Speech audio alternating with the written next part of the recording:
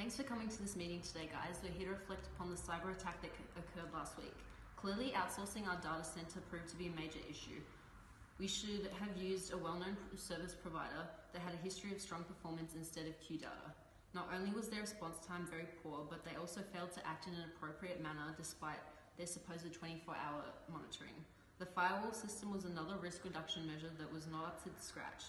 It should have monitored and controlled incoming and outgoing network traffic based on predetermined security rules. Clearly, these rules needed to be updated. We should also establish both software and hardware firewall appliances. If we decide to insource our data center, I'd recommend prevention measures like user and network access controls to help minimize the risk of future cyber attacks. In addition to this, intrusion detection would be beneficial due to the possibility of future hacks occurring. What points do you have about our lack of emergency procedures? Actually, we don't have emergency procedures such as business continuity plan. And let me just have a brief introduction about the BCP. BCP is well established as a key part in our organization's risk management process. It has three benefits: maintaining continuity of operations and service delivery, building the confidence of customers and employees, and reducing the loss of disruptions. However, highly cost-increasing complexity and lack of staff involvement are three challenging problems for implementing BCP. And then I recommend our company to choose disaster recovery plan rather than BCP because it often focuses on the bridging the gap where data, software, or hardware have been damaged or lost. It is too late for us to create a BCP under an unpredictable disaster. Thus, we need to consider how we will cope with the sudden loss and how to recover the data by using a DRP in the next time. So what do you think about it, Kexi?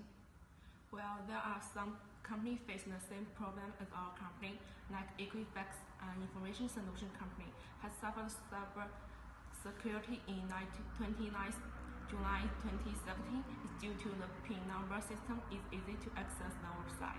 The hacker can use personal information to guess the password to access the website.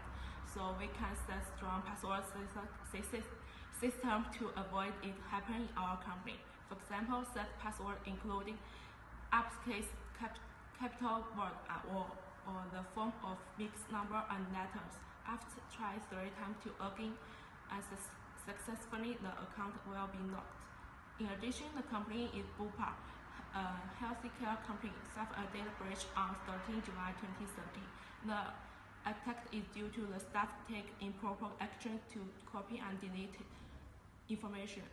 From this case, we should establish a strong audit system and earning-only function. As the illegal option, the system can immediately capture information to achieve effective monitoring and quick stop, which can train the staff also, make them understand the importance of information security for the company.